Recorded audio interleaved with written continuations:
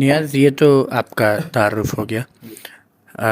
سب سے اہم سوال یہ ہے کہ آپ وکالت کے شعبے سے وابستہ ہیں اور آپ کا تعلق گاؤں سے ہے، تو آپ ایگریکلچر لینڈ کی طرف جا سکتے تھے، یا گاؤں کے اندر تعلیم کا رجحان اتنا نہیں ہو سکتا تو آپ پڑھانے کی طرف جا سکتے تھے یا کسی اور شعبے کی طرف جا سکتے تھے۔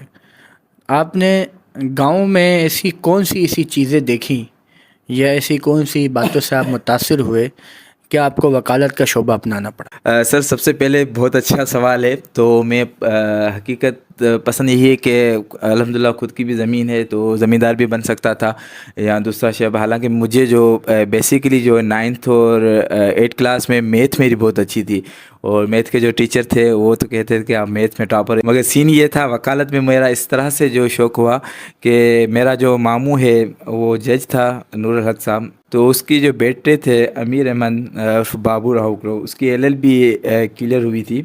تو اس نے بھائی کو، بڑے بھائی غلام مصطفیٰ کو، ایک دن ہم جا رہے تھے کسی سفر میں تو فون پہ بتایا کہ میری LLB کلیئر ہو گئی ہے۔ تو بھائی ماشاءاللہ بہت خوش ہوئے۔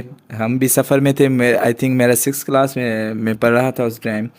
تو بھائی بہت خوش ہوئے کہ ماشاءاللہ ہماری جو رشتہ دار ہے بابو امیر احمد راہو وہ وکیل بن گئے ہیں۔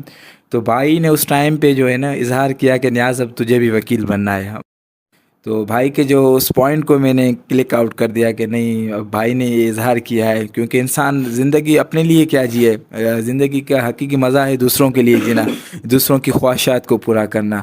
تو پھر یہ کہ بھائی نے اظہار کیا، بھائی ابو کی طرح تھے اور اس منزل پہ پہنچانے میں بھائی کا ایک بڑا کردار ہے۔ تو میں نے کہا چلو ٹھیک ہے بھائی، میں کوشش کروں گا۔ تو پھر جو ہے نا 6th کلاس سے بس یہ میرے مائنڈ میں تھا کہ مجھے وکیل بننا ہے، وکیل بننا ہے، وکیل بننا ہے۔ حالانکہ اس ٹائم پہ کوئی ماحول بھی نہیں تھا۔ ابھی تو بہت ساری آرگنائزیشن وغیرہ ہو گئی ہے، بہت سارے جو اسٹوڈنٹ انٹر میں یا فرسٹ ایئر میں ان کو ہم گائیڈ بھی کرتے ہیں بھائی اس طرح سے۔ میرے لیے ایسا کوئی بھی سسٹم نہیں تھا، گاؤں میں تھا، کوئی وکالت کا ٹیچرس وغیرہ سے پوچھتے تھے، تھوڑی گائیڈ کرتے تھے بھائی یہ ٹیسٹ ہونی ہے، اب ٹیسٹ کیسے ہونی ہے، کہاں سے ہونی ہے، یہ کچھ بھی پتہ نہیں تھا۔ اور اس کے بعد جو مجھے زیادہ متاثر کرنے والا تھا وہ کتاب تھا قانون سبین اللہ سائیں یاس لطیف پلیجو صاحب۔ اس میں جب میں نے قانون سبین اللہ سندھی میں کتاب تھا وہ میں نے جب پڑھا، اس میں جو یہ ساری چیزیں میں نے دیکھی تو اتنا میں متاثر ہوا کہ یار قانون ہے جس میں ایک فریڈم ہے، فریڈم آف اسپیچ ہے، ایک وکیل ہے جو بات کر سکتا ہے، آزاد لوگوں کی ہیلپ بھی کر سکتا ہے۔ حالانکہ میرے حساب سے 2 پیشے ہیں اس دنیا میں جو باقاعدگی سے سندھ میں جو ہے نا پاورفل ہے، ایک میڈیا، ایک وکیل۔ وکیل تو ابھی زیادہ ماشاءاللہ پاورفل ہو گئے ہیں۔ تو یہ میں ایاز لطیف پلیجو صاحب کی جب میں نے یہ کتاب پڑھا تو اور زیادہ میں وکالت کا سمجھو ایک دیوانہ عاشق بن گیا۔ تو الحمدللہ اللہ کی نوازی ہے، ماں کی دعائیں تھی، بھائی والوں کا ساتھ تھا۔ تو جیسے میں نے انٹر کلیئر کیا تو فرسٹ اٹیمپٹ جو میں نے لیٹ LAT کا دیا اس میں ہی میری الحمدللہ LAT کلیئر ہو گئی۔ اور حالانکہ بہت سارے دوست تھے جو انہوں نے بیچ میں گیپ رکھا، 1-2 سال کا، ویسے ہوتا ہے انٹر کے بعد یونیورسٹی میں کبھی انٹری ٹیسٹ میں داخلہ ملتی ہے کبھی نہیں، پر الحمدللہ میرا جو بالکل گیپ ہی نہیں، 2 سے 3 منتھ کا گیپ ہوا جو میں گھر بیٹھا تھا، اس میں تیاری وغیرہ کی۔ اور لیٹ کا اتنا جنون تھا کہ گاؤں کا ماحول تھا، رات کو معاذ بھائی میں 2 بجے تک جاگ کر LAT کی تیاری کرتا تھا۔ حالانکہ آن لائن مجھے دوستوں سے جو ہیں سینئر تھے، حالانکہ کم تھے سینئر مگر 1-2 جیسے فیس بک کے ذریعے نمبر وغیرہ ہاتھ کر کے، پھر اس ٹائم پہ ایسا ماحول تھا کہ لوگ اگنور بھی بہت کرتے تھے، مگر ہم کیا ہے وہ ایک دیوان چھوٹے مائنڈ تھا تو ہم وکالت کے حوالے سے جو جتنا رسپانس دیتا تھا ان سے پوچھ لیتے ہیں سر پلیز گائیڈ کریں کوئی نوٹس وغیرہ۔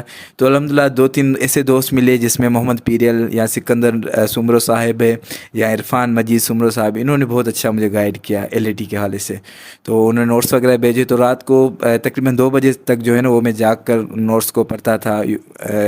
MCQ ٹائپ ٹیسٹ اور LAT تھی تو الحمدللہ فرسٹ اٹیمپٹ میں ہی میری LAT کلیئر ہو گئی۔